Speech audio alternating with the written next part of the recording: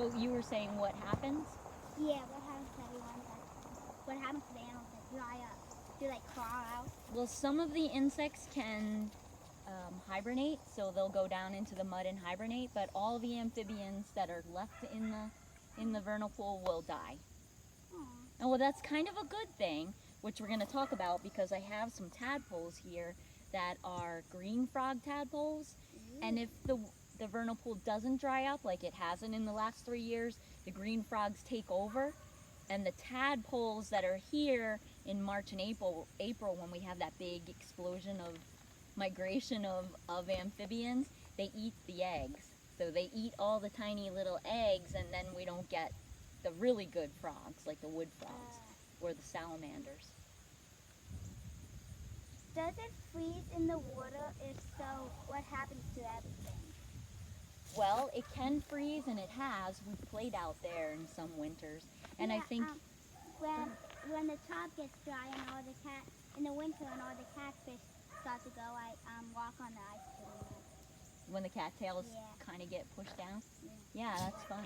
That's fun. We used to tie a sled on our big dog Bridget, and she'd pull the boys around, by a leash, Yeah.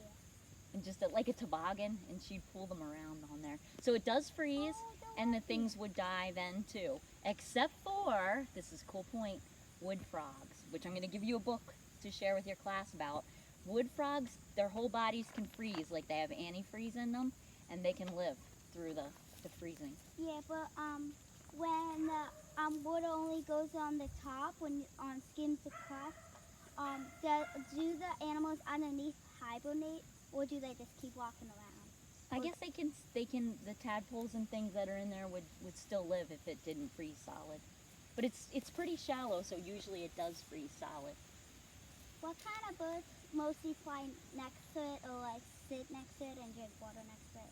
Oh, I think a lot of birds drink the Well, water. geese, ducks, herons. We do have geese that come in the spring, and wood ducks, which are pretty neat. Yeah. And then Those green the mallard ducks. Yeah. And the last couple of years, I've heard all around the vernal pool a red-shouldered hawk. And I listened to the sound. I have I looked it up on Google and I typed in what the sound of the red-shouldered hawk was, and that's what it is. And it makes its nest here. How deep is it? Well, right now, because I was in there today, see, I wore my dirty clothes so that you could see how muddy it is, and we're going to put the tadpoles back when we're done. It's only about that deep in the deepest part of the puddle, but in the spring, it can go like almost up to my waist. I walked in it. In the spring? Yeah, and I was little, so I went all the way up Yeah, to here. yeah, so it does, And my yeah. mom I had to take a shower that night. Yeah. Yeah, because there's also leeches in there. Freshwater leeches, but you still want to shower. It's a good idea. Why is the water so dirty? Well, right now it's dirty because there's not much of it, so the dirt from the bottom is mixing with the water, so it looks real muddy, like you see in the bucket. Well, how dirty is it? It's just this dirty. It's just mud mixed with water. It looks like chocolate milk in there. But it's not. You don't want to drink that. No, don't drink that. Oh. There's some tadpoles in here that are so little I couldn't pick them up in my net because I didn't have a finer net. So I just got the big one. So like, here's the net. Go. Oh look, there's a hole. Whee! Yeah, couldn't do that. Hi. Next question. That's it. That's it? No, there's more.